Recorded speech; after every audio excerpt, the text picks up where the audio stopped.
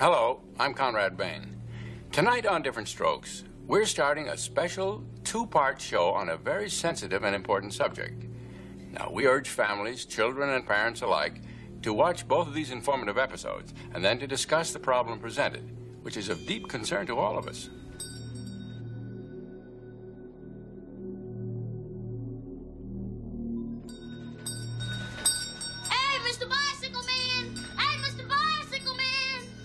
The man's name is Mr. Horse. Right. Hey, Mr. Bicycle Man! That show was very unsettling for me. I couldn't watch it. I didn't want to be around it. I asked him, don't write me in. Please write me out of most of this. Give me a bite, please. Please. Don't just stand there. Help me grovel. Well, Daddy, I guess he could keep his bike downstairs in the garage. Yeah, Dad, and there's plenty of safe places to ride in the park. And as far as strange people go, I mean, they're everywhere. We've got one living in our apartment. It was unsettling because I had myself gone through that. And watching it happening on the show, it was like reliving that all over again. I was reliving that whole thing all over again. Maybe we better not let your dad know about the bike. In fact, maybe it would be best if you didn't even mention, that you came back here and I gave you all this ice cream before dinner. Why don't we just make it our little secret? You know something, Mr. Horton? You're sneaky. Sneaky? Yeah, I'm getting a whole new respect for sneaky. This is what happened in my life. And they didn't know about it. You know something, Arnold? I really like you. I really like you. You and I are going to have a lot of good times together.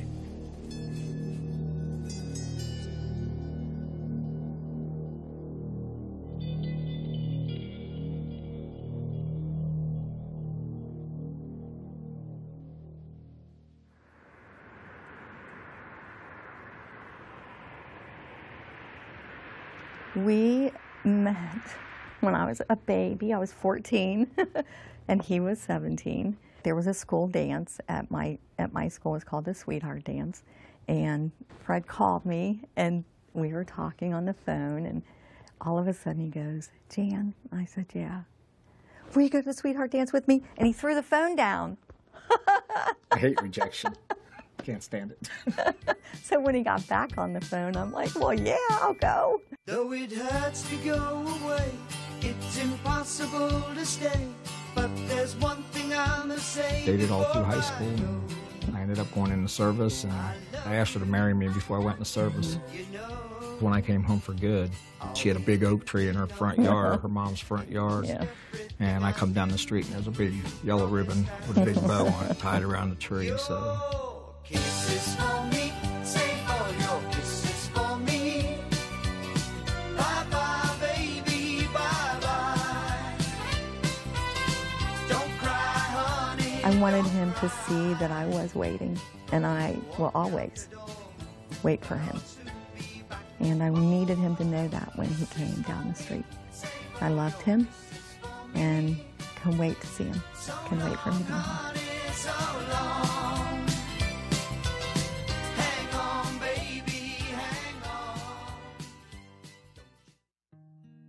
Freddie was born on Easter Sunday. Brought him home in a little bunny suit with ears. And then Mark came along 3 years later. We had a great time with our kids when they were growing up. They had sports. Freddie played soccer and baseball. Mark played soccer, baseball, and football. And we had a boat, and we went camping and fishing, and we'd stay up and watch movies, and then you could get tired and they'd fall asleep. Well, I'd end up putting hair paint in their hair and putting makeup on them and all kinds of stuff while they were sleeping. Yeah, they had fun. And we had a blast.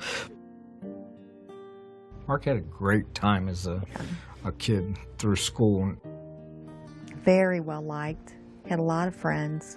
Wake up in the morning, have 5, 7, 8 guys down there, that decided to drop by and spend the night. So, raid the refrigerator. He had one girlfriend all the way through high school. and that he loved very much. And he just was real popular and fun, and he loved high school. I don't know what prompted him to think about modeling, but when he was really young. He was in his early teens when Yeah. he first started talking about that. Yeah. He wanted me to take him to a modeling agency here in Cincinnati. You know, we just have to tell him we just can't afford that. So he was not happy. I mean, he was disappointed, but he was okay. But I think it was a dream of his from the time he was that old, 12, 13, 14 years old. So when he got an opportunity, I couldn't say no. Graduated high school and left for California.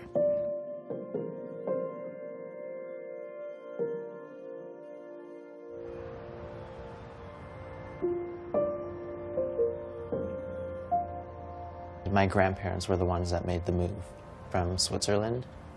They took out a map, and then they kind of like pointed like wherever they wanted to go. My grandmother made my grandpa actually do it, and he told me he kind of purposely moved to LA because he wanted to like see all the celebrities and stars and what people think they can see down here.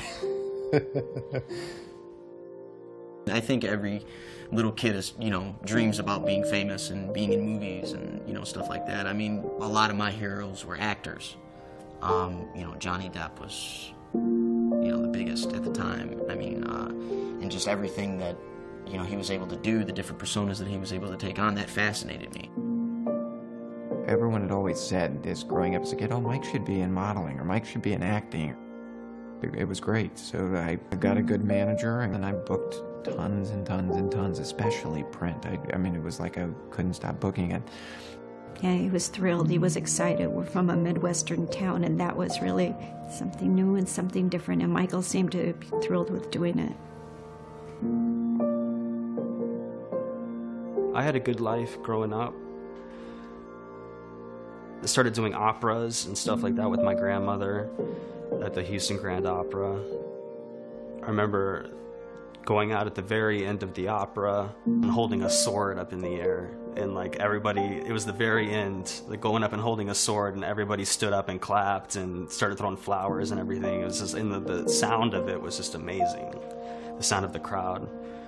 And that's probably the happiest acting memory that I have, the happiest experience that I have. I started developing an interest in acting and started taking acting classes in Houston and got an agent. I don't know where you want to go. I don't know your venture. Look, this is California. This is where you make it. This is it. You know what I mean? This is where it all starts. People try to die and they try to get you. You know what I mean? You here, so wish you luck, man. Thank you very much. Wish you luck. Just the love of movies and film, and I just kind of grew up with it ever since I was like 5 years old. I was in What's Eating Gilbert Grape. I was in a couple of other films, and I was in The Apostle with Robert Duvall and Farrah Fawcett. It tells me of a Savior's love who died to save. The audition process was we met up with Robert Duvall, and he sat at a piano. My little sister and I sang some songs with him.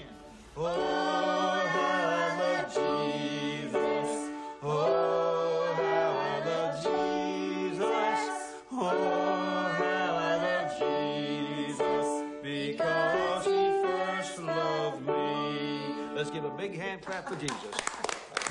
No, we could change the sadness into smile. I've always been singing since I was 3. I remember him taking afternoon naps, and he would wake up from his nap and he would sing. We thought he had a very good voice, but then we heard it from friends and even from people. We would go to a restaurant and Evan was singing, and people would just come up and say, oh my God, how cute he is, and he has such a good voice, and he has a talent. You should do something with that talent, I wanted to perform. I wanted to be part of that in crowd. I wanted to be friends with stars, so I could tell everybody else that I have friends who are celebrities. This lovely creature that she stands with her hair full of ribbons and green gloves on her head. You're just attracted to, I guess, being the center of attention. Yes, this lovely creature, yes I asked, would she walk with me a while through this night so vague? I was the kid most likely to be a star. I was Mr. Entertainment. Long blonde hair. Hi. Can I borrow your towel? Yeah, sure. Thank you. Probably play the bratty, you know, person your mother warned you about. Yeah, I look very young, so if when I was 12, I could read for 8, 10, 9, you know, and that's what LA looks for, you know. Like now, I could probably play, you know, 25 or 30, I'm sure. You've made an awful lot of money for the movie companies, and I would hope that you've gotten a nice big chunk yourself. You're doing all right, huh? Yeah, I'm doing okay. What do you want to do when you grow up? It's tough. You know, it's not as easy and glamorous as everybody thinks it is. My name's Mason Gibb, and I'm 6.5 years old. If you don't understand right away that you're going to get a million no's and maybe one yes, if you're lucky, maybe, you know what I mean, then you shouldn't be in this business. As a child, especially, you're having a door slammed in your face every day, sometimes 6 times a day. You could go on a year's worth of auditions and not book a job. And that gets very frustrating because you're not seeing any benefit from what you're doing. If you're watching this DVD or video, you're probably a parent looking for information related to launching a career in the entertainment industry for your infant, child, or teen. There's a lot of managers now in the business. When I first came to town managing kids, I was the only one. No one else managed children. They never heard of it. They looked at me like I was crazy. Several of the established agents wouldn't even talk to me. I must be a terrible person if I was coming with all these kids. It took a while to establish that children need management just like everybody else. I'm one of the founding members of the then Screen Actors Guild Young Performers Committee, now SAG-AFTRA, and I have been the chair of the committee in the past. Now I'm just a foot soldier. Children are mostly willing to listen. They're ready to absorb things. They haven't yet developed any preconceived ideas about who they are and how they're going to get somewhere. We try and advise them what directions to go in. And when you're doing that, you're managing the parent as well. When parents enter the entertainment industry, they are typically entering the industry because their child has asked them to, because it's a dream of their child, or because someone has approached them and said that their child was somehow suited to the industry. They don't have any idea how the industry really works. A lot of kids I knew had gotten emancipated you know, because of they wanted to have the studio see them as an adult so they wouldn't have to pay for set teachers and have to have their parents on set, etc. Like, you're more likely to be hired that way. The actor is responsible for their headshot and their resume. So my pet peeve is the actor that comes in and says, "Oh, my mom has that in the waiting room." Your mom should never have your headshot and resume unless she's picking them up from the print shop. Once you are 8, you are responsible for your own career. The internet changed everything for us. We were quite surprised to find our own children's pictures were being sold on eBay.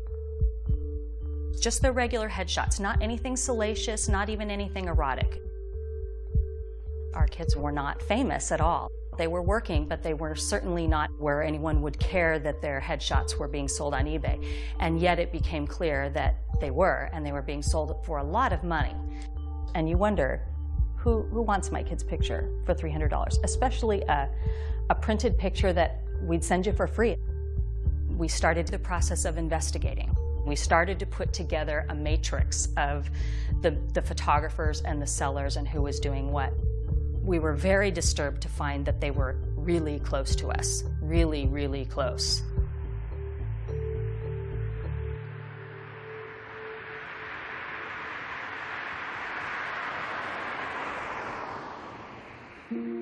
My cousin Darian, he was working all the time. Like, he went to 50 auditions, like, in a span of 2 months or something. It seemed like he was actually, you know, moving up. Well, the way it happened is because of his cousin. You know, he was already signed with a manager. My parents and, you know, my sister approached and just said that, hey, you know, Darian's doing very well with Marty. You guys should check it out. Martin Weiss, better known as Marty, was a manager in Hollywood for probably a good 15 years. He managed child actors, boys and girls, but primarily boys. Marty had close relationships with his clients. He had sleepovers regularly, screening parties with his clients regularly. He would take them out Halloween trick-or-treating, all his clients together, and he would dress up like a dinosaur or a shark or Thing 1 or Thing 2 from The Grinch. He was very aggressive as a manager, though, and he was honestly very good at it. His clients got auditions. They got work. He said, all you have to do is sing a few songs and you'll make it big and you'll meet a producer, you'll get signed by a label, you can star on Disney Channel shows. You know, what kid wouldn't want that, right? It happened pretty quick. I remember he was signed with Marty at age 11. I didn't really think, quite honestly, at the time that much would come of it. Okay, our next performer began his singing career less than 1 year ago and already caught the eye and ear of several major names in the industry. I remember I did the Young Artist Awards. Well, he was excited. You know, he got dressed up and was a bit nervous. We did too. Yeah, I think maybe we were more nervous than he was. For us, it was extremely exciting, and we were really proud of Evan. And it also felt, at least I thought it felt right for Evan too. When he was up there singing, he was like a natural. Marty called me one day. He was like, Evan, I have a surprise. You got a Burger King commercial. Open season toys are now at Burger King. You can collect all 8 open season toys. There's one per kids meal. And you can have a smart treat like milk. Have it your way with open season at Burger King now. It was exciting because I'd never did a commercial and I landed a commercial. Great to see your kid on TV, you know, the first time. Hey, there's Evan. Right. So we were very proud. Marty really, you know, he did a lot for Evan. My parents dropped my brother and I off at my aunt's house, and then we met Marty, and then he picked my cousins and my brother and I up, and we went to play basketball at a park. And, you know, he was kind of cool. He was, you know, he would make jokes, and, you know, he was really immature, and we were all immature back then, and he'd crack sex jokes, and I thought nothing was wrong with it. My cousin and him, they seemed to be friends already, and they would, you know, there was no filter. They'd just say whatever they wanted. As we got to know him, he was, you know, he's a nice guy, and over the years, you know, he became more or less part of the family. You know, Marty would be there every weekend, and for every holiday, for every Christmas, every birthday. We were playing basketball, and he would make weird jokes like, oh, Evan, do you know what a blowjob is? And, you know, they made me feel like I didn't fit in because I didn't know some of these terms yet. I was 11. We came to find out that, you know, Marty didn't have a family, was alone and whatever, and he just kind of got, I don't know if the right word's adopted, but he just became part of the family. Later that night, he just, you know, he was like, why don't we just talk about music a little bit? I was in the passenger seat in the front. He just kept driving around, and we talked about kind of what I would sing, what artists I like, and Marty, all of a sudden, out of the blue, you know, he was like, did you ever see an old man's penis before? And I was like, whoa, that's kind of odd, and I didn't want to, you know, be disrespectful and just get out of the car, and, you know, what would I do? I was kind of in the middle of nowhere with this guy. I told him no, I never saw an old man's penis before, and You know, we got out and we were walking, we got to a park, and there was a tree, and he pushed me to the tree and was like, I'll show you what a blowjob is. Thanks, Marty. You're welcome, bud. That is cool. All right. Thanks, Marty. My pleasure. Nice. I kept saying no, no, and he was pulling my pants down, and I didn't know what to do after that. Like, do I tell somebody? Because he was really cool.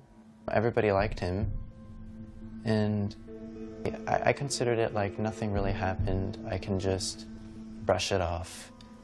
It'll go away, no problem.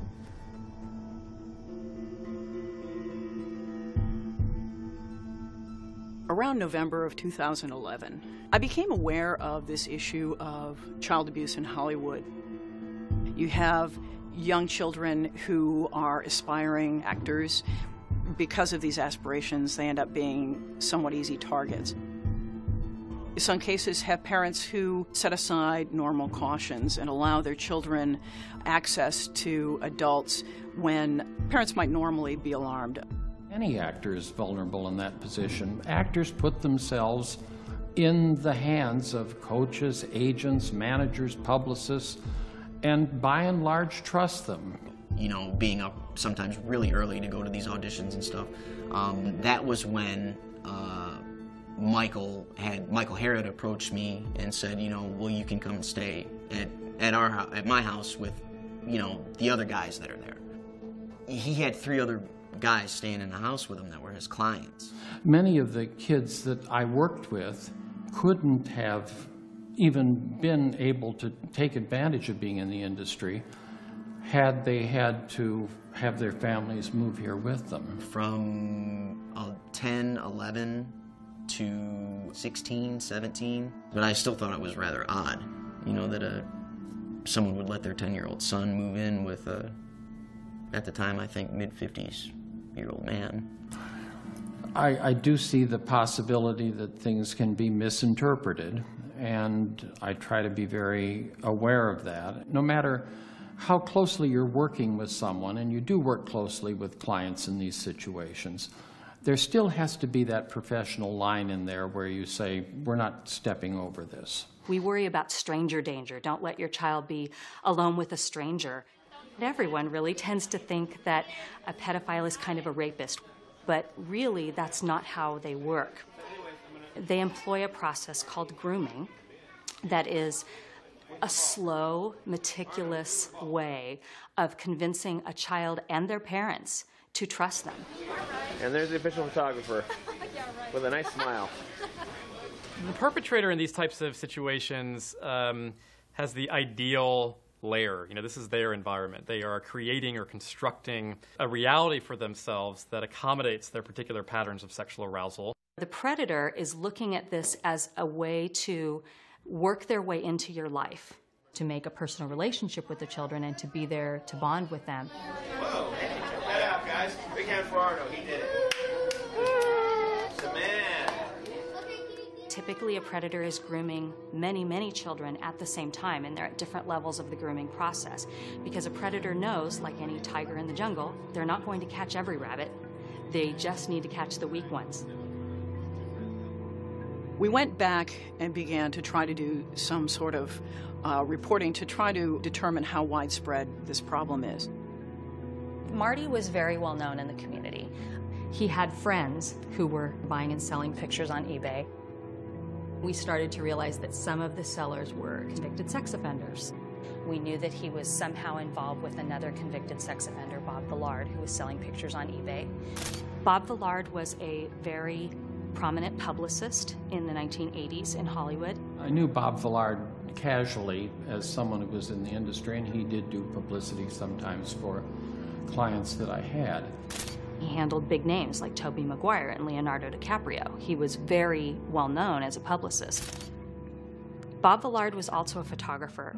So I meet Bob Villard as a publicist who can, is a good photographer, bring exposure and whatnot, I believe through Michael Hara. He was one of our biggest eBay sellers. It became obvious to us that Bob Villard was selling candid photos that he had taken. You're there for a weekend, and he feels just comfortable enough to try to touch you when you drank a few beers, or it's always good to get that few beers, and he tries to touch me. We always knew his photo style because he typically had the kids shirtless, typically took an angle that was from the top down, so that the children are looking up at the camera as they would be looking up at the predator in an abuse situation. Bob Villard was a manager, he was a publicist, he was connected. I can tell you that the #1 problem in Hollywood was and is and always will be pedophilia. There was a circle of older men, and they all had either their own power or connections to great power that surrounded themselves around this group of kids. And it's widespread? Oh, yeah. I was surrounded by them. They were everywhere like vultures. For us, that really connected a lot of people. Connections between how the kids got hooked in. We started to see the patterns. One of Bob Villard's favorite subjects was Brock Pierce. He was a common snapshot boy being sold by Bob Villard's eBay seller. Brock in the pictures was young, appeared to be 13, 14. Brock Pierce, meanwhile, was connected to Mark Collins Rector and Chad Shackley. We saw that they owned a company together called Den, which again, on the surface, it seems kind of logical that a child actor would grow up and become, use their money that they had made as a child perhaps and open an internet company. When we started to realize what this really was, it became a much bigger deal.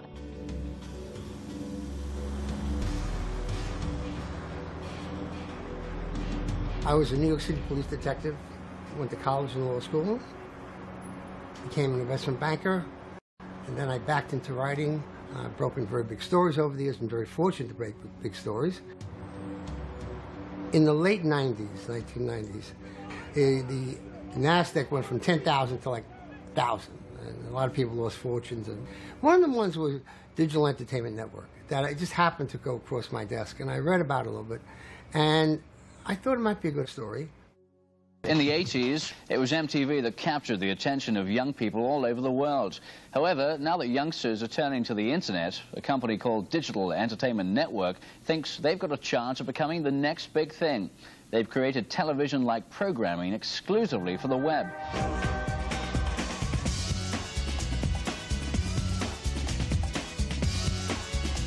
What makes Den different than other internet companies that have come before it? It's a fusion of the marketing power of Madison Avenue with the technology of Silicon Valley and the entertainment of Hollywood. They were aiming their programming primarily for young people. So it was a whole new concept. The majority of young people today are not finding themselves reflected in television.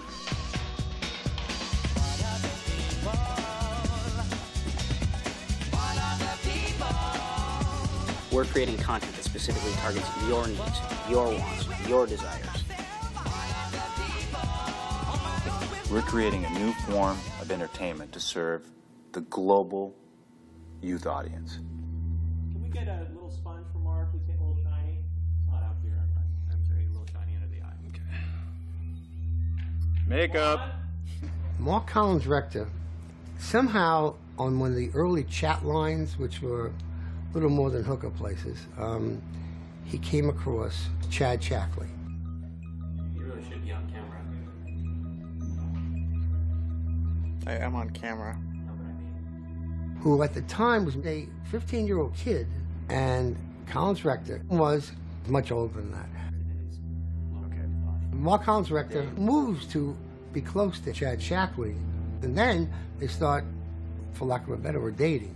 Eventually, Chad moves in with Mark Collins Rector. Chad and I had jointly developed Concentric Network Corporation, which was one of the very first internet service providers. And then they brought in Brock Pierce.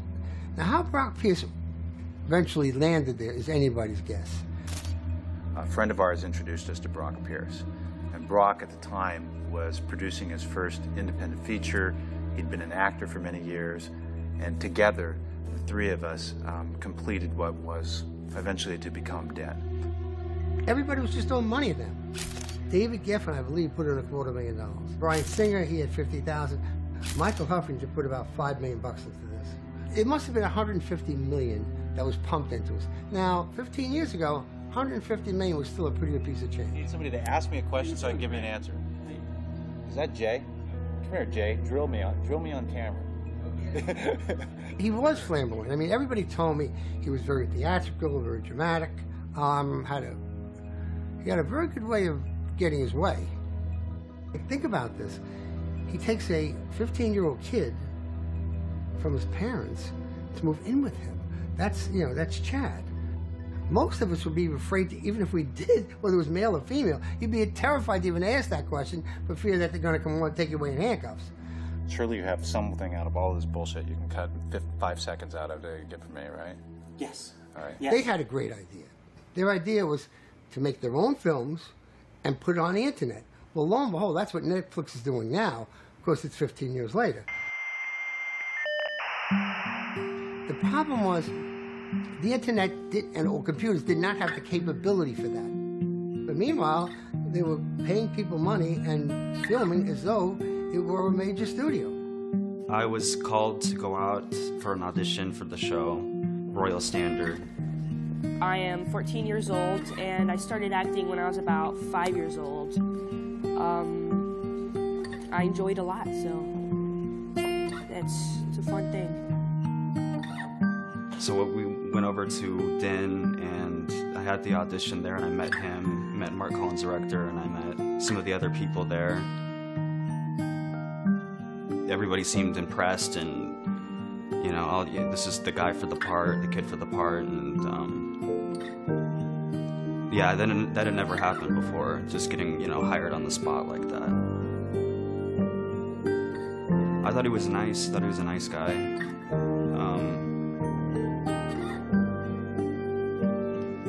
I thought he was nice. How I feel about working on the Royal Standard set, it's great. The crew's wonderful. It's a lot of fun working on green screen. I get to learn some martial arts more than I already know, so it's lots of fun. It's wonderful.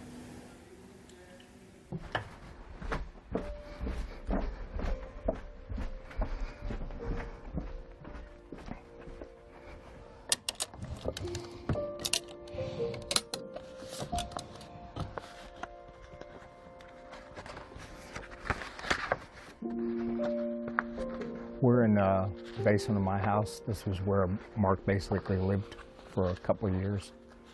But he spent most of his time down here. He was kind of like a hermit down here. This is where he hid out.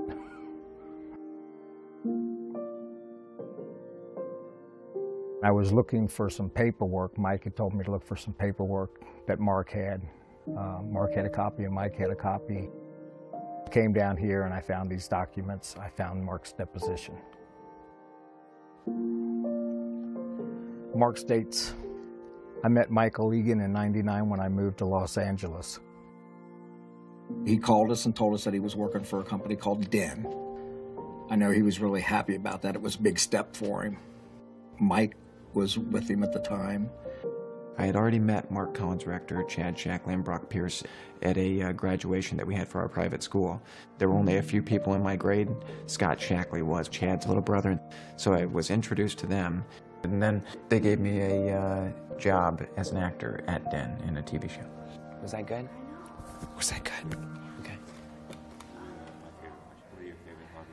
My favorite hobbies? Ooh. One of the first shows they produced was Chad's World. It was about a young boy who comes to live with this older man. It was a real example of art imitating life, their lives. Welcome to your new world, Chad. Jeez, you guys fixed it all up for me. In fact, they even filmed Chad's World at their house, the Embassy Mansion. You got your own TV, phone, VCR, stereo, your own jacuzzi. You got the works. Oh, yeah. I think I'll be able to hang here. It was fulfilling a dream. In or about September 1999, both Michael Egan and I were invited to a party. We are at what used to be called the M&C estate. Mark Collins Rector and Chad Shackley's house. Well, we arrived there, and Michael introduced me to Collins Rector, Chad, and Brock. Mark Collins Rector just showed me the house, showed me the backyard, the guest houses, you know, went through all that. There was no expense spared at the M&C estate, there really wasn't. The pool was ridiculous. There was a swim-up bar, like, in the pool. Like, I can remember often being served lunch, like the butler or whatever, the chef would come out and, like, bring lunch to the swim-up bar at the pool. You know what I mean? It was literally like going to Disney World for the first time. It was like, this is amazing.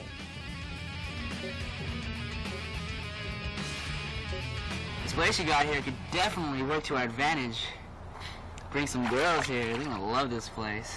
Sounds good to me. Before I even went to the house, like, Scott was like, you know, my house is different. You know, like, this, you know, the dynamic at my house is not like a normal house. I guess I should tell you. They're gay. Hey, that's cool with me. I have no problem. So Mark was definitely like the leader, and then like Chad, it was like Mark, like the husband, Chad would be the female figure, the wife, and I don't know how in a normal context you would fit Brock into that picture. But. Where do you want my eyes? Right into the lens. Into the lens? Right. Okay. The audience. If I was over late at night, you'd see like they'd have people over getting into a hot tub with Chad or Brock or Mark or all three of them at one time, getting in where he was naked and all of them were naked, getting in the hot tub, and you'd start to see these different little things happen. I'd be like, what the hell is going on? There's a skinny dipping rule after nighttime, so anybody who was over, you know what I mean, and it didn't matter who it was, that, you know, you had to skinny dip after dusk or whatever. You know what's going on, so you don't want to look right at it. It's like the sun during an eclipse. You know what I mean? You want to you want to look, but you don't want to look. You know what I mean? But you know, I can't say that. I mean, obviously they weren't having sex in the hot tub, like right out in the open. But you know, it was obvious to me that something was going on just by the position. You know. But I can remember just like, again, like, now, well, I mean, that's going on over there. It's kind of weird, but I'm in this Olympic-sized heated swimming pool right now doing laps. You know what I mean? Like, who cares? You know what I mean? And it was definitely awkward. Definitely. What's the most exciting thing about Den to you?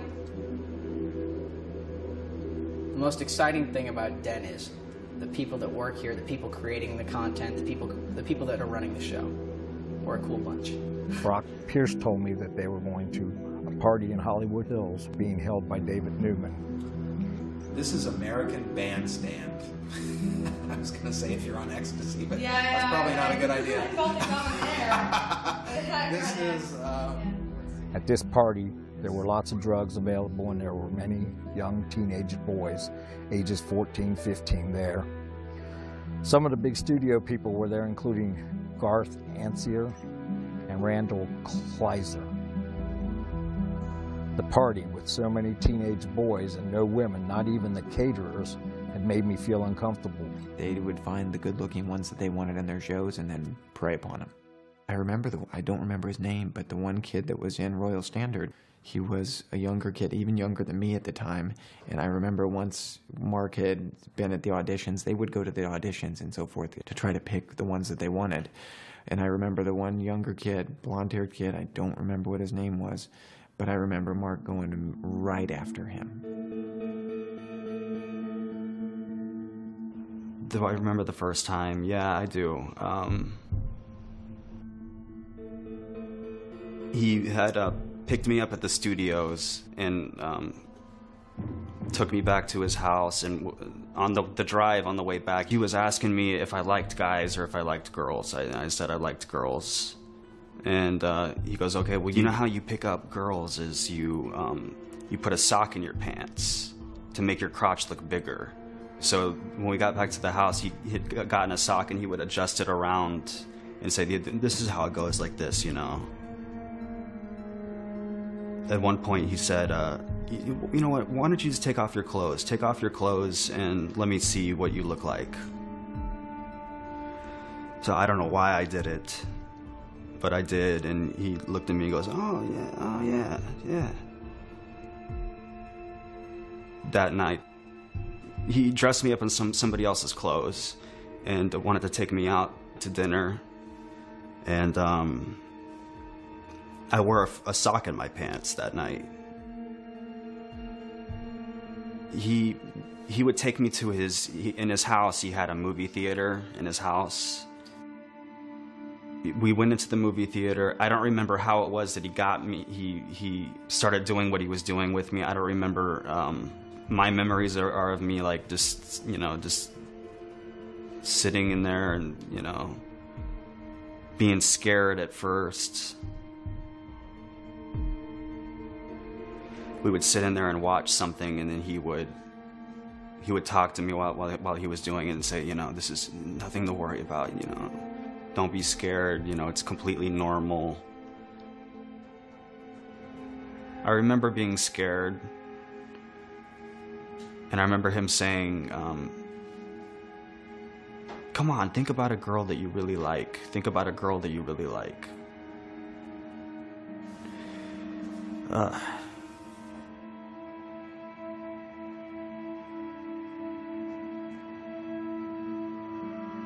Royal Standard, you know, it's a good series right now, and hopefully, you know, when I get older, do a lot of film work, try to make my way up, and hopefully catch a good TV series sometime, or internet series, which I'm on. So we know that in child abuse, the power dynamic is tilted. You have an adult who's preying on the child, who is manipulating the child. They tell me in interviews that they're fearful of professional reprisals, and they're fearful of never working again. He just showed me porn, and he told me, oh, these are clients having sex with their managers. These 60-year-old men having sex with 14-year-old clients. He just told me this is normal, like this goes on all the time. This is what you have to do. Everybody does this. Everybody who manages children. And he would tell me that constantly. Oh, no, you like it. And at some points, I believed him. He would say, we could call it this guy. He would be glad to meet you. And he showed me this whole business of people that would be mad at me if I told anybody. It is this added element where these young children are hoping to achieve a professional goal, which creates extra weight on the child. Should he or she be abused, it would make it more difficult for them to come forward in that circumstance. Mark, he would sit down and say, oh, well, we're going to help you. I mean, you're a part of our group now. And, I mean, anyone that's not a part of our group is basically on the dark side, and you want to be on our side. I mean, we control all of Hollywood. Basically, in essence, if you weren't with them, you didn't succeed, you had nothing, and he made that very clear in these sessions. Either you're a part of the group or you're a part of the dark side. The sad part is, they can emotionally scar a child for life. Man, I never would have guessed that Mr. Horton was, you know, gay. Well, he's not, Willis. You know, that's the common fallacy about child molesters. They're not gay. They're only interested in little boys or little girls, not adults. Look, I'm only 11 years old. Should I be hearing all of this? I felt so much shame and guilt behind that secret that I held it for so long. Then I thought that all, you know, and then you start thinking that all homosexuals are pedophiles. You know, oh, guy's gay, oh, he's a pedophile. I have to watch out for him. He may try to get me or something. People should get this clear. These people are predators. They go after young boys, and they do it for their own reasons. So this has got nothing to do with being gay. This has got to be because they're evil people, and they particularly pick on people who they know will be victims. They're predators. That's who they are. In the beginning, it was all happy-go-lucky, and then things started changing. He slowly became different on the phone. That's how it came across to me. Something's wrong. Something's not going right, because I can tell when he's not 100% Mark. Suddenly, he's not so happy. And suddenly he wants to come home. I never knew what that was about. Hi. Hi, honey. How are you? All right. Hi, shall we go in? Your buddy's here. Who's that? Mr. Huff. Very excited. So have you been to this house before? Yeah. Isn't this awesome? Never been to a party here, though. You've never been Have to you? a party? Yes. Some good ones? Several. Like, how crazy do they get? They would have big parties very often. That's what the neighbors were complaining about, that they'd have all these cars blocking the sidewalk. They would have valet service all set up out here, and this street would be lined with vehicles. Everyone was promoted to drink. I never had one drink ever before in my life until I was at that M&C estate. I don't ever recall ever drinking. I mean, 14 years old, it wasn't the top of my list.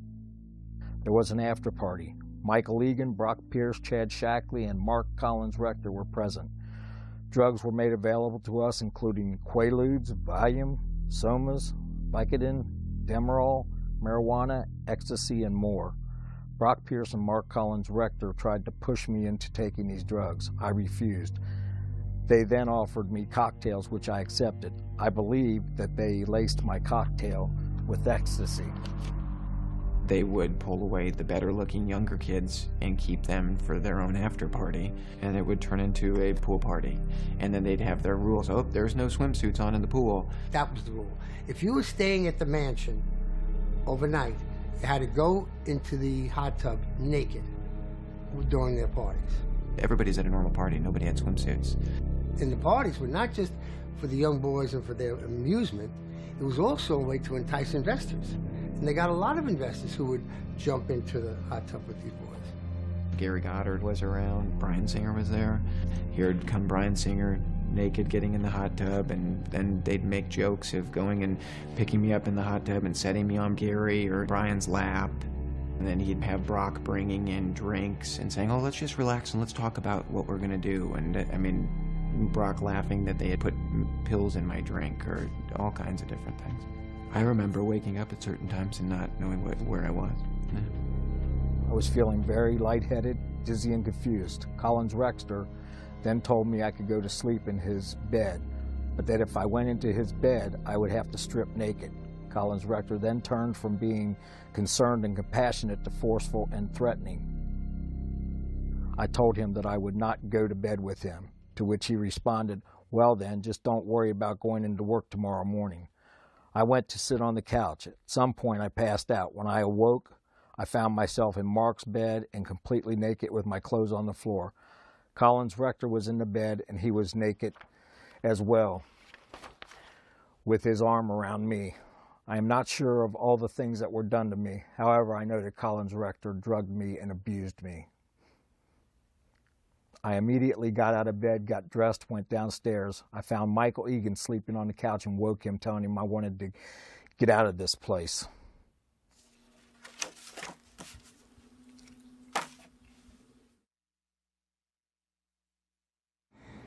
I think the best way to describe this is a pedophile ring.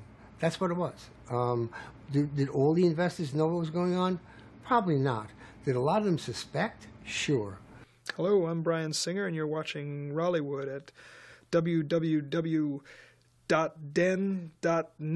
Bryan Singer is a very prominent director in Hollywood. He's done some pretty major movies, The Usual Suspects, X-Men, X2, so there's been quite a lot of, you would recognize his work.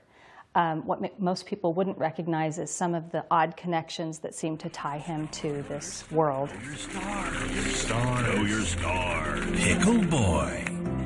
Brian Peck, who was convicted of child molestation, worked for him on X-Men and did the commentary for X-Men with Bryan Singer. Hi, my name is Bryan Singer, and I'm the director of X-Men. I'm the other Brian Peck. I'm not the director of X-Men. I've asked Brian if he would help me out here because I'm a little uncomfortable doing these things by myself. Now you're going to see something very exciting here. One is Stan Lee selling hot dogs. My buddy Gary Goddard was the guy walking alongside in the flannel shirt. And the guy eating hot dogs is you. The fat guy in the Hawaiian shirt eating hot dogs. Hey, that's me. Thank you for, I'm on screen so long, thank you. You are. It's in fact, you are so imposing in the screen, people don't even see Stan Lee. I think the thing that appealed to me most about it was the idea that it was about It was about anyone who feels disenfranchised, anyone who feels prejudice against them. I mean, it's really about a group of reluctant superheroes. Sort of their powers manifest at puberty, and they wake up one day and they're different from most of the people around them. And it's how they learn to embrace their extraordinary abilities and what's unique about them, and help defend a world that might at times condemn them. A number of people I spoke to who put money in completely denied that anything untoward was going on there. And it was as though they were from the industrial home for the blind. I mean, if you see young men naked in a hot tub when you're having dinner, or you're having dinner with naked young boys, or young boys who are, inappropriately dressed for dinner, and unless you're deaf, dumb, and blind, you say, hey, this doesn't taste right. Something's wrong here. These are not Pollyannas. These are very smart guys. Hollywood doesn't have any system in place to protect anybody, and children are way down on that list, I can assure you. In a Screen Actors Guild meeting, we were all serving on the Young Performers Committee at the time, which is a national committee at the Screen Actors Guild. And another parent brought a news article from the LA Times that described Bob Villard's arrest and the fact that the LA Police Department was looking for additional victims for Villard.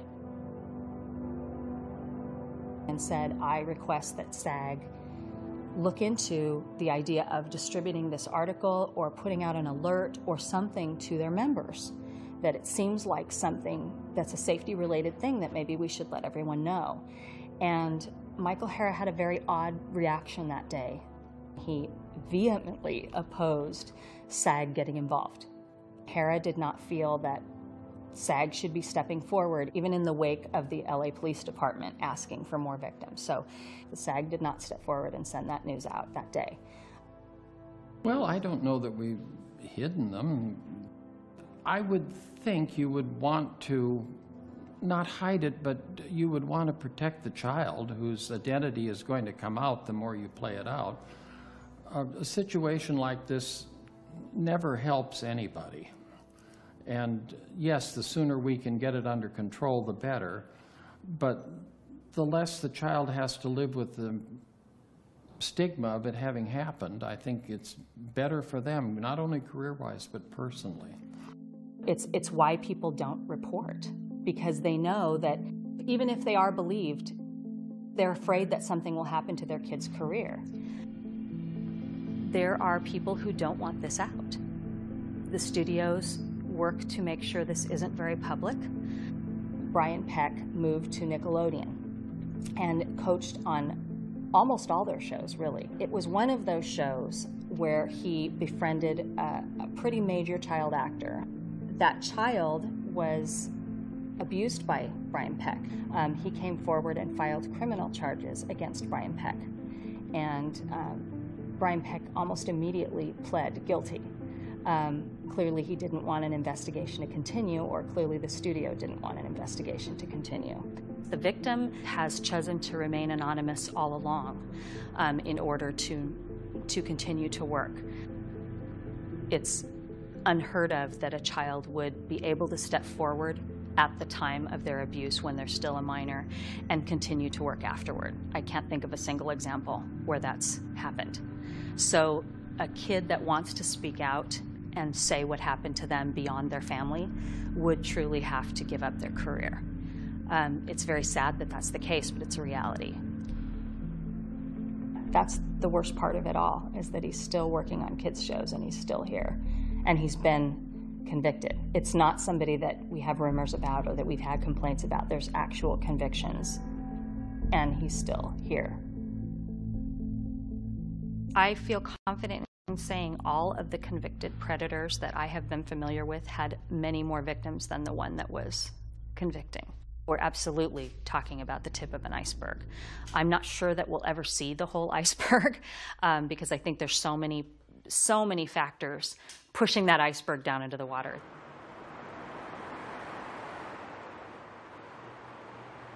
I think that sexual abuse doesn't get more attention because it's an uncomfortable subject. We don't want to talk about it. It's ugly. It reveals things about our culture that we don't want to know. But by not discussing it, then we don't identify it as big a problem as it is. A lot of child molesters will, they'll have this defense or this argument that it wasn't hurtful or wasn't harmful. The child enjoyed it. Many of them actually use that type of language. In fact, it could be the case that it wasn't quite as traumatic as we assume it was at the time that it actually happened. Now, the problem with this is that so many kids grow up to interpret that experience of manipulation and exploitation and abuse by a trusted authority figure, and then this psychological time bomb occurs.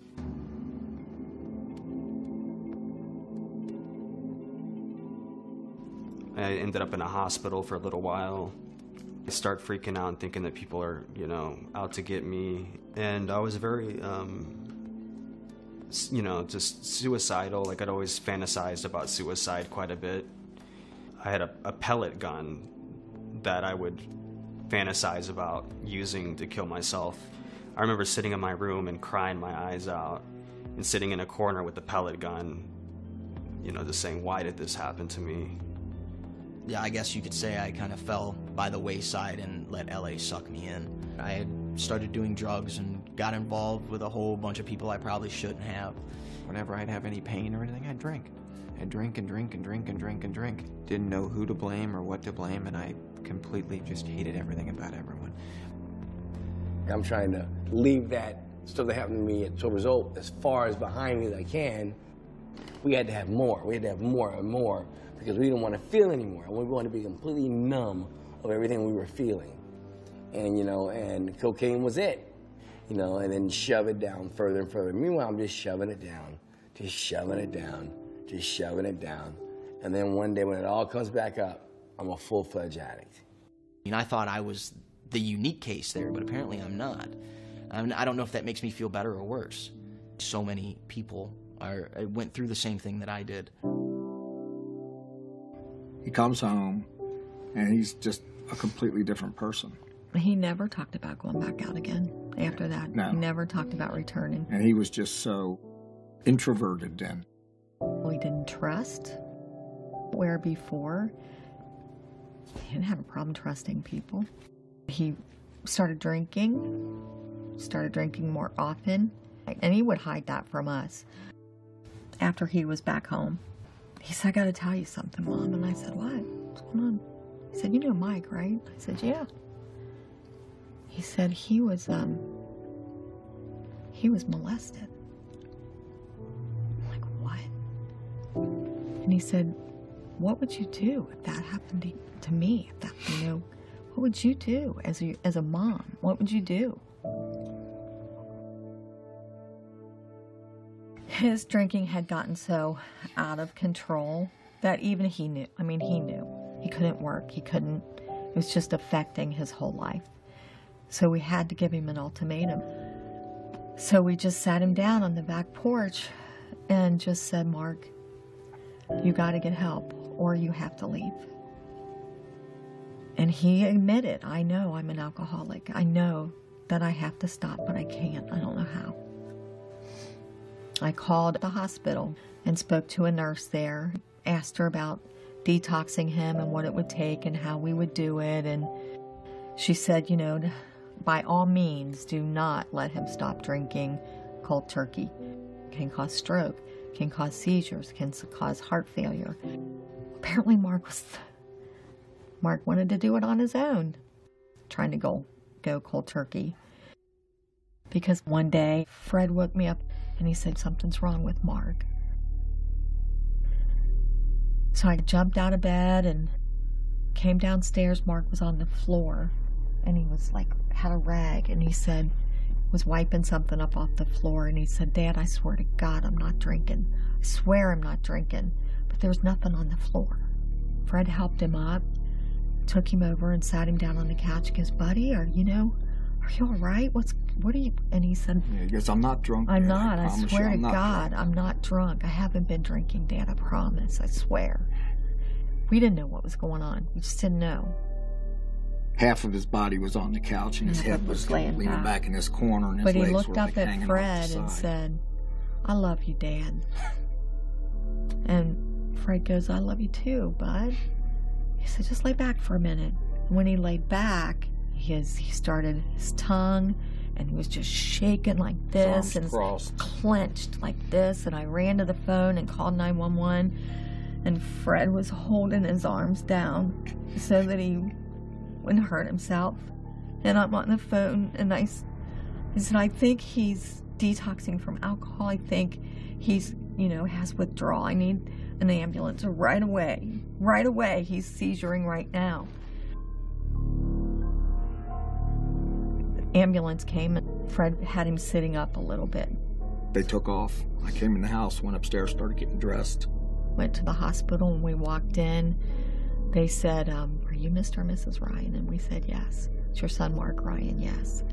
Well, the doctor wants to talk to you.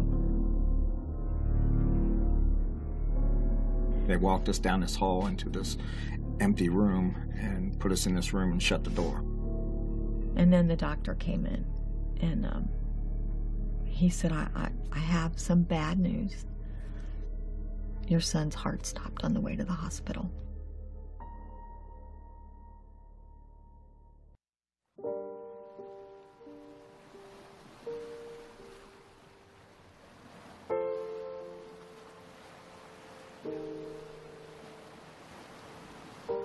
We went back a decade to try to find contemporaneous reports, and we found 12 separate prosecutions of people who had used this allure of Hollywood to prey on children, and they were across basically all facets of the industry. So you have this phenomenon of crimes potentially being underreported. Moreover, some of the victims that I spoke with felt stigmatized. They felt they were to blame for the crimes that had occurred and feel they can't speak out publicly.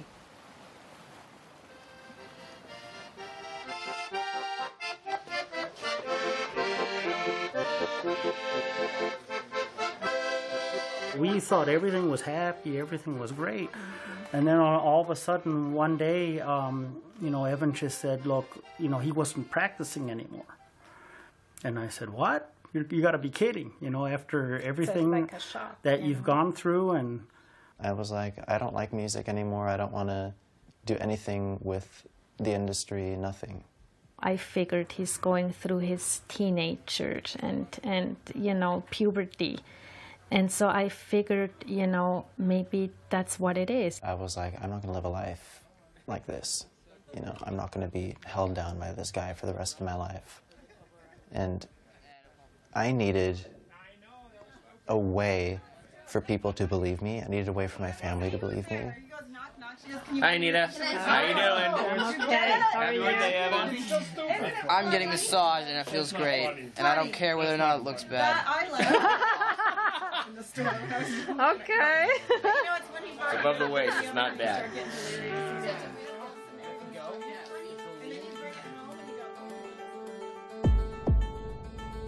Yeah, I had to find an excuse to get him alone where I could talk to him.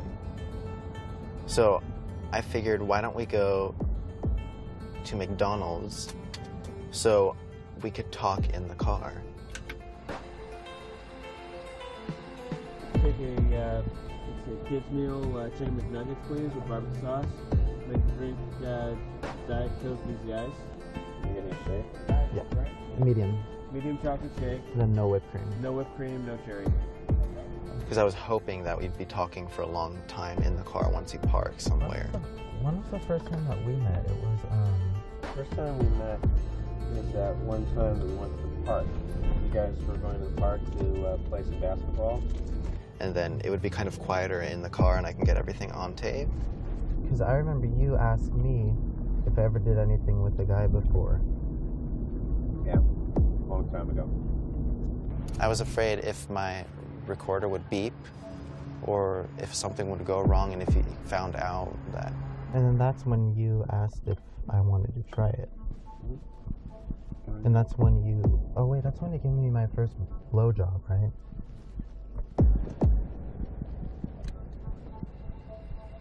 You're not recording this, right? No, I'm not. Thank you. Move it this way, Adam. I never would have done anything with you if you hadn't expressed interest.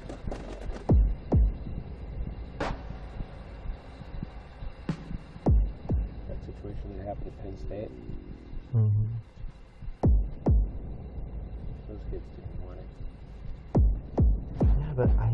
at 12. I was not interested. I was just so... I remember that night you did pull out your penis in the car, and I was scared. Like, I didn't know what to do. Because you asked me if I wanted to touch it. I was in the car, in the van. I'm trying to remember that. That kind of sounds familiar. I just remember being in the car and you were asking me questions. Well, see, that's just it. The questions were to determine whether or not it was something that you actually wanted to do or didn't want to do. I mean, If I didn't do it, I wouldn't go further in the music career. Like, I thought everyone did it. He would tell me, like, everyone did it, and that it's normal and natural. That's the normal thing to do if you're in the industry. Well, let's put it this way. It was, I'm sure I said that. I mean, it is a natural function. The only difference between us and the rest of the animals in the animal kingdom is that we socialize it. Take a look at animals the way they do it. They don't care about anything. They don't care about age. They don't care about sex or sexuality or anything else. They just, they feel like it, they go for it. And as human beings, we put rules, regulations, and restrictions on it. If we were any other animal, it wouldn't matter.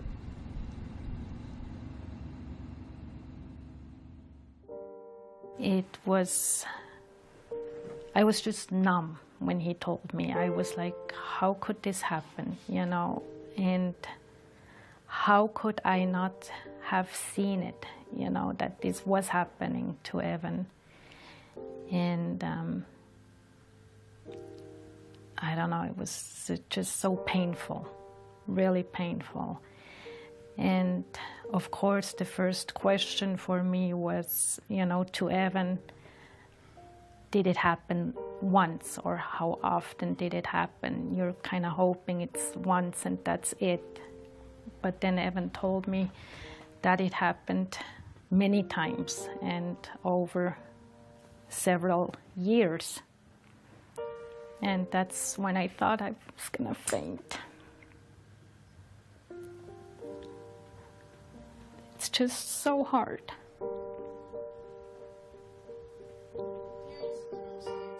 He just seemed like a great guy.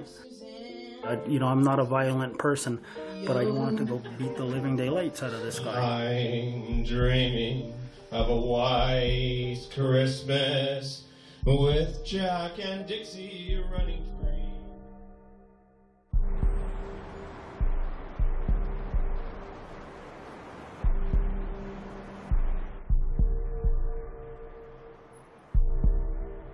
The first thing that happened to bring the demise of Den was a lawsuit filed in New Jersey against Mark Collins Rector, Chad Shackley, and Brock Pierce.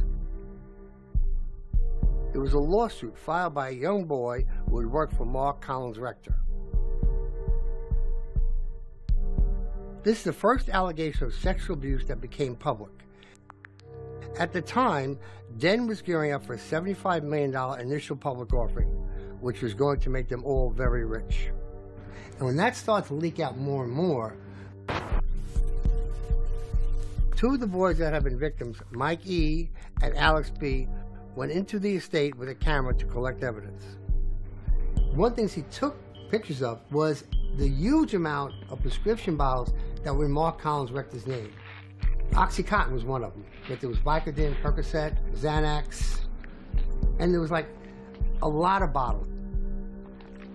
We went back into the MNC estate, him and I, one night, and went through and copied every single one of their file cabinets, from all their passenger manifests for Jet West file, all their American Express files. I mean, every document that was in those files we copied. Cabinet after cabinet. We sat there at the copy machine hours copying them, boxes full of stuff.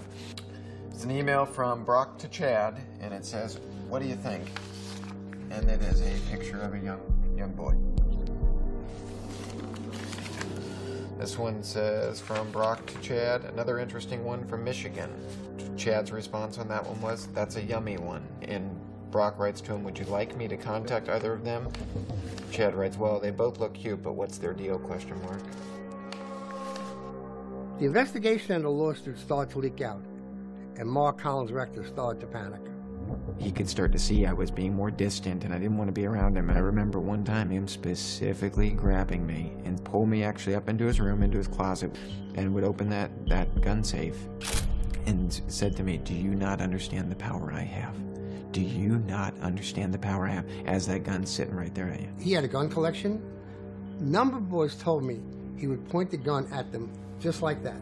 Collins Rector would make it very clear, if you spoke about anything that happened in the house or anything about them, that first off, they would destroy your career. Second off, they've had people eliminated, 14, 15 years old. I definitely didn't want to be eliminated. They came home and explained what happened, and I started crying, and I said, "This didn't really happen to you, did it, Mike? Did it happen to you?" And my son got curled up on the floor in a corner and started rocking and saying, "Mommy, I was just a kid. I was just a kid." And they threatened me, and I was just a kid. And I knew immediately that I had to bring someone and get someone involved. The police, the FBI, whoever knew I needed to expose these criminals. We brought all those videos, the audio tapes, and gave it to our attorney, and which was given to the FBI as well. And when it wasn't just in these files, the names of Mark Collins, Rector, Brock Pierce, Chad Shackley, in the files handed to the FBI.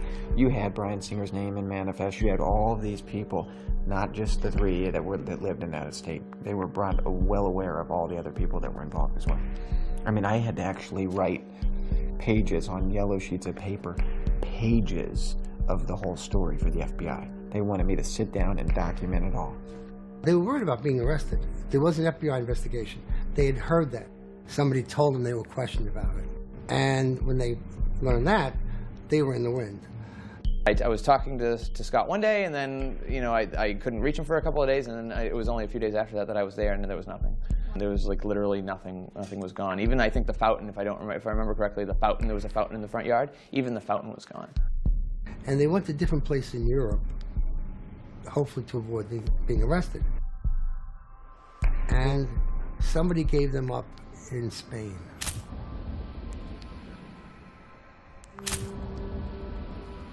Chad and Brock were released quickly, but Mark was in prison for a year and a half waiting to be extradited to the U.S. Eventually, he was sent back to the U.S. and pled guilty to 9 counts of child sexual abuse. Mark got out of jail relatively quickly, but was required to register as a sex offender, and shortly after his release from prison, requested that he be allowed to travel to England for medical reasons. He did, and he never came back. In 2007, he applied for a civil union in the UK with an 18-year-old boy. I know I saw that with a boy. He was getting into a car with a boy or something like that. And obviously you could tell by looking at the boy that Mark was dressing him, you know what I mean? It was just like blatantly obvious to me. And in 2011, he renounced his U.S. citizenship, and he's been untraceable ever since. Rest assured, the people who invested money did not want to sue them. They wanted this to go away. I'm sure small investors did, but the Michael Huffingtons, they weren't going to sue. The story was huge, and I submitted it. My editor loved it. It was quickly fact-checked. And then, a couple days later, I get a call from his assistant to an assistant to an assistant who said, "We're not doing your story. We're going to pay you a 25% kill fee, and we'll give you about half your expenses." And that was the end of it.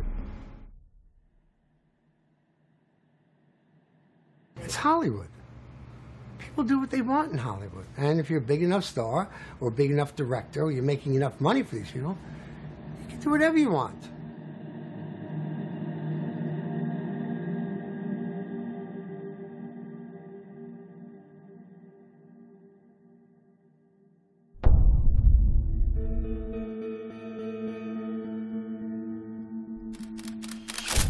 Martin Weiss was charged with multiple counts of lewd acts upon a child. He was charged with 1 count of a forcible act upon a child under 14, 2 counts of continuous child sexual abuse, 3 counts of sodomy with a person under 16. You see Marty walk into the courthouse, and he was in chains, he was in shackles, and he was a lot grayer. now I had to go up on a stand and, you know, tell people, along with Marty staring at me, what went down. He insisted that he wanted to go up there. It was a very, I mean, I was very proud of him, what he did. I don't need this pain in my heart by being mad at someone my entire life, but it's more a matter of, you know, telling the truth for me and saying, okay, you know, what you did was horrible. I don't know. I just felt like I need to move beyond it, and I don't need to feel that pain. And if he can accept it, that what he did was horrible and could move beyond it, you know, I could forgive. The maximum sentence for the charges that were filed was approximately 14 to 16 years. Generally speaking, it's unusual to get the maximum sentence. He pled to 2 counts of lewd act with a child. He pled to 2 counts of sexual abuse. So it was clear it wasn't a one-time thing. And in exchange for pleading to 2 counts, which is much more severe, he was sentenced to 5 years of formal probation, 365 days in the county jail. He had to go to sexual abuse counseling. He had to stay away from Evan. He had to stay away from children. And he has to register as a sex offender for the rest of his life. He was arrested in December or late November, and then he got out in June, 6 months. They almost never serve the full day-to-day sentence in county jail. I mean, 6 months is a joke. It's a joke for what happened. In any case, to ask a DA whether or not they think that they were completely successful in protecting the community from any future crime is impossible for us to answer. I can't truthfully say, or honestly say, that I stopped any future crime. I wish I could. I wish I could in every case. But I can only do what the law allows for us to do. Unfortunately, to get bad people off the street, yeah, we need it could have been a lot better. He could have served much longer. In that way, the system did let me down. And they're letting other people down. He told me that there are other people that he was doing it with. But like I said, I think it's more important to be able to speak about it and just be free of that secret than it is to really get justice in the court system. There's a moment in the book where you, to a degree, introduce Corey to one of his abusers. Do you take responsibility for that emotionally? Yeah, and you know what? He asked me to take responsibility for that on the show, and I did. This is going to be a painful process. The dust is coming out, the cobwebs are being cleared, and people are going to know that we all play a part in this story. And it's what part are you going to take responsibility for? I just think in many cases it's a situation where somebody isn't thinking. The parent has become trusting where they shouldn't become trusting. Regardless of how good the situation looks, your job is to protect your child. But I still think it behooves the agent, the manager, the publicist, whoever it is, to know where that line is and not cross it.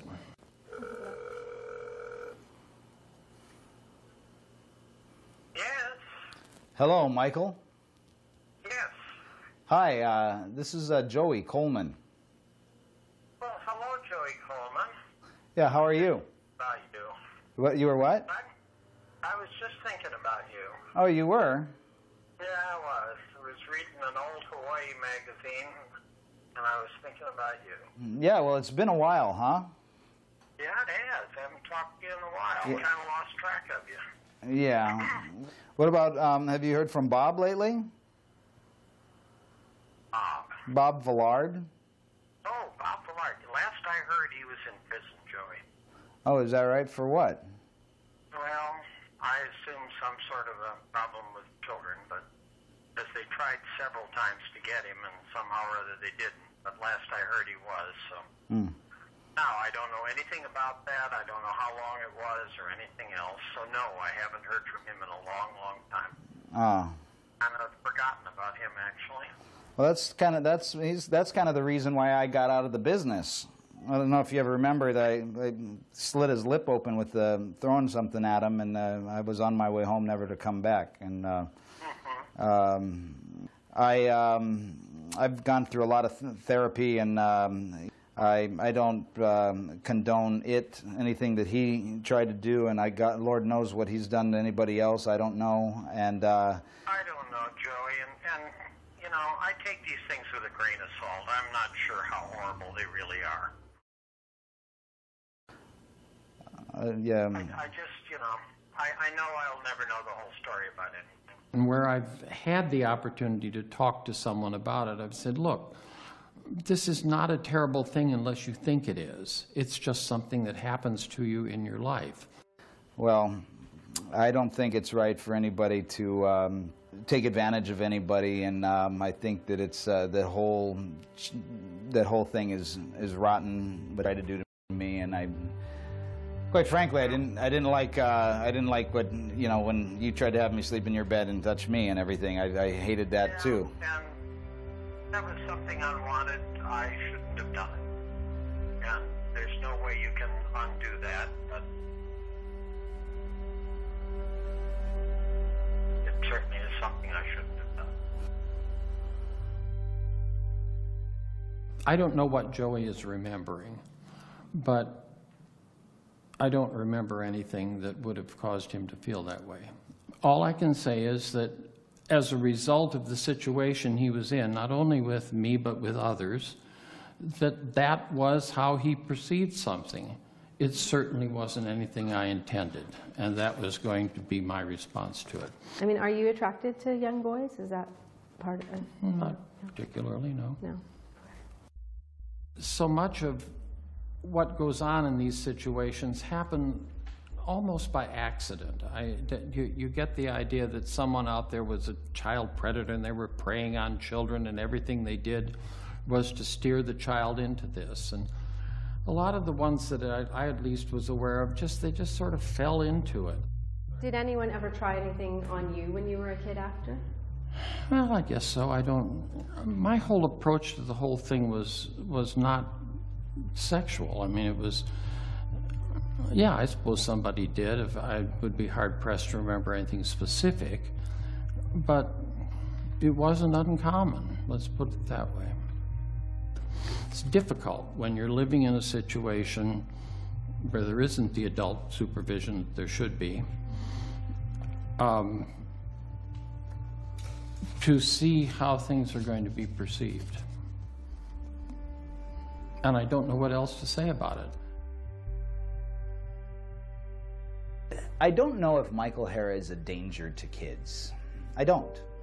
We're in Hollywood, it's accepting, okay, whatever. He's a good manager.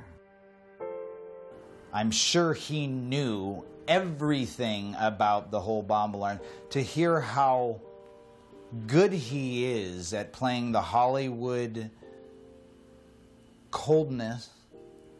Great to hear from you. I was just thinking about Hawaii. Hey, you know, Sue, you're calling from Zimbabwe. Hey, I was just thinking about you. Really? Yeah, I saw a magazine on Zimbabwe, and I was thinking about you. You think he really saw that? His insincerity, you know, glib, lying through his teeth, you know, because whatever, because you from Hollywood people, scumbags, don't even get me started.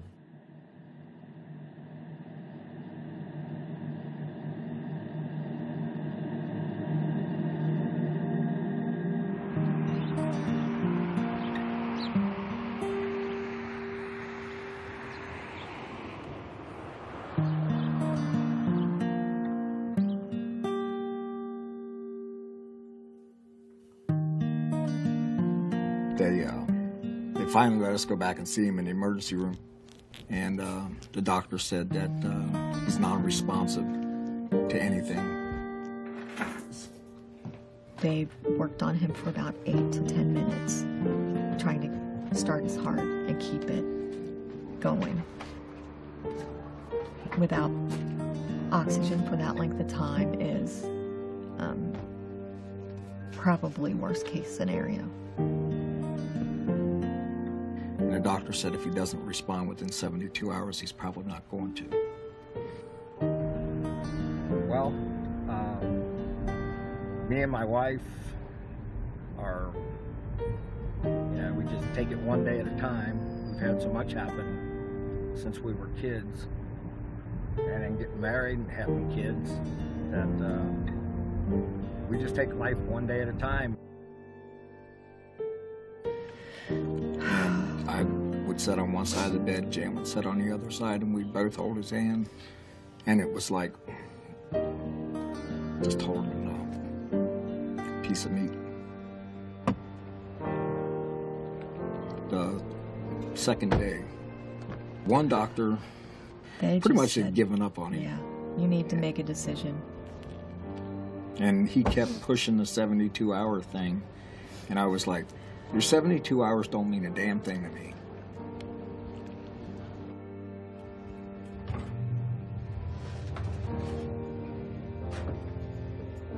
And at 68 3/4 hours, Mark's eyes finally responded to the light.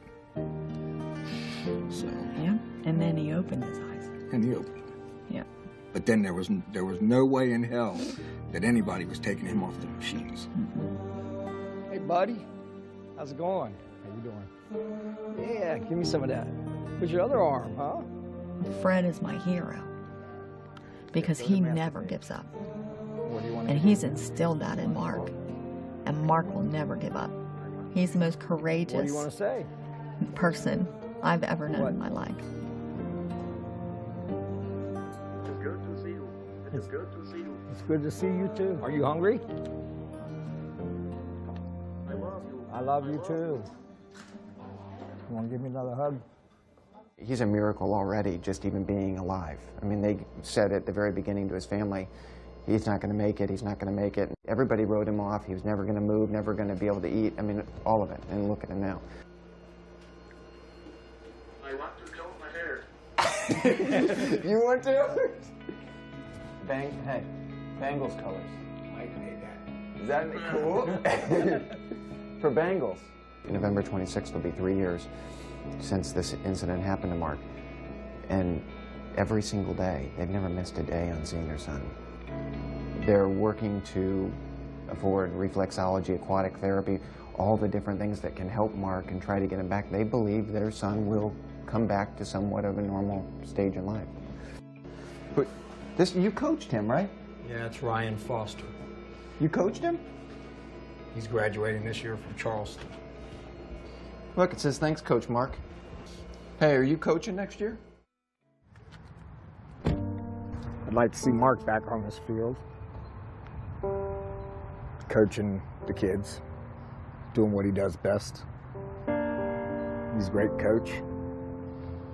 You know, I know that Mark is his own man, and he's made some bad choices, he's made some good choices, but I know that as a human being, that Mark is a good person. When Mark gets out, and he's back on his football field, and he's standing there with me coaching,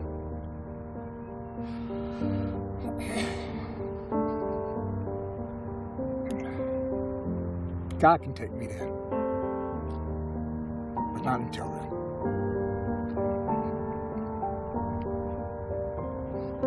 So that's what I want.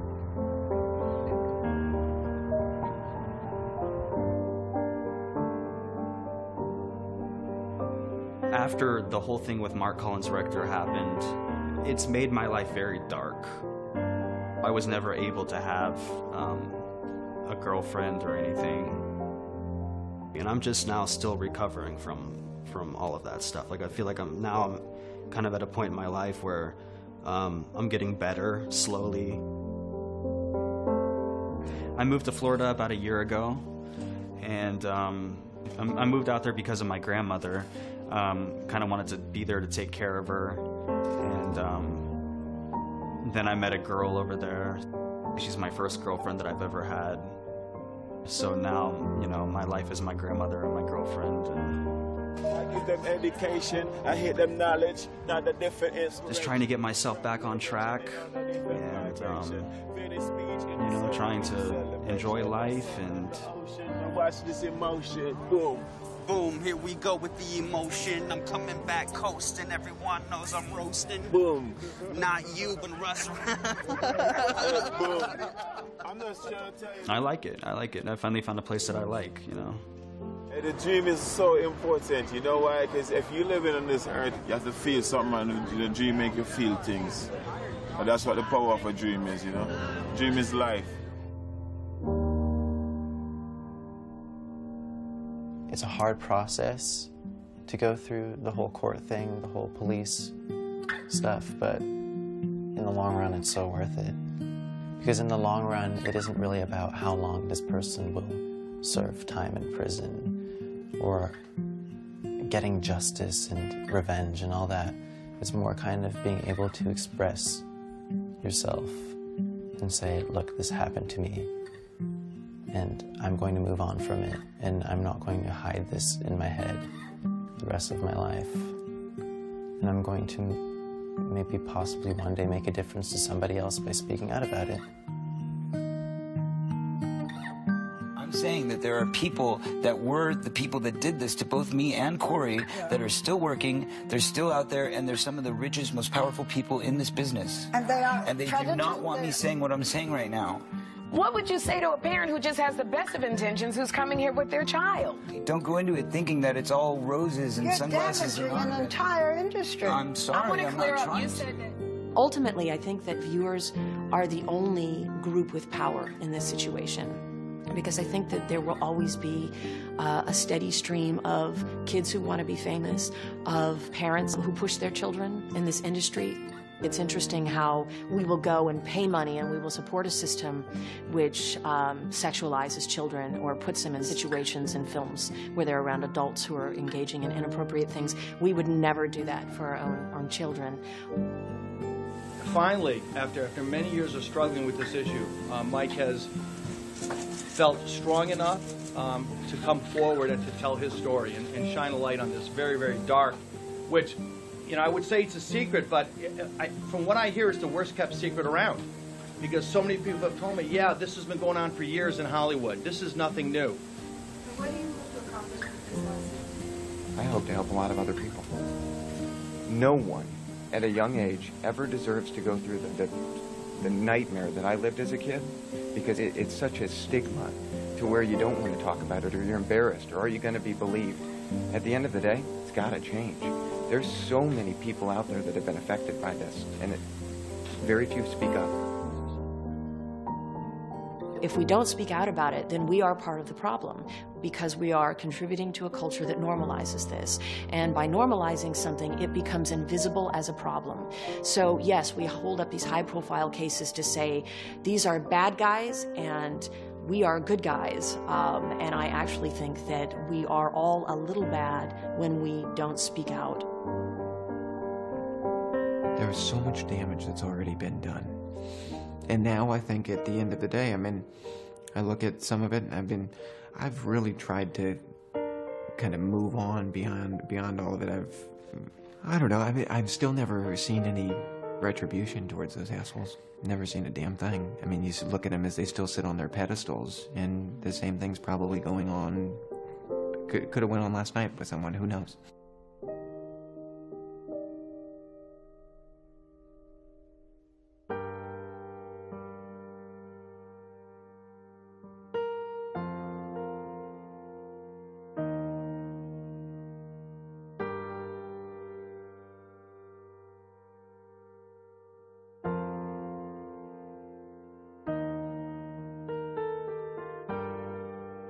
Taking over the light now. All there is to be said has been said. Let the walls fall, let the shadows disappear. Let our story start from this moment here. This is a call to arms. This is a call to arms. You know,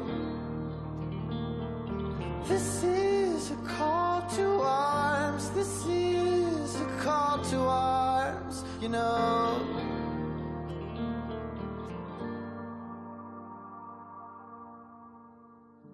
My heart beats dry.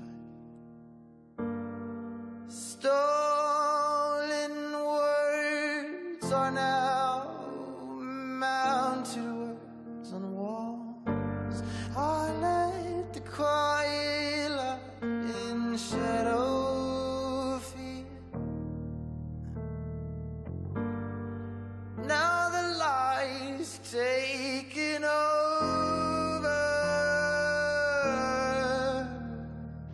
This is a call to arms. This is a call to arms. You know, this is a call to arms. This is a call to arms. You know, this is a call to arms. This is a call to arms. You know, this is a call to arms. This is a call to arms. You know, this is a call to arms. This is a call to arms. You know, this is a call to arms. This is a call to arms. You know, let it out, or we'll burn to the ground. Let it out, or we'll burn to the ground.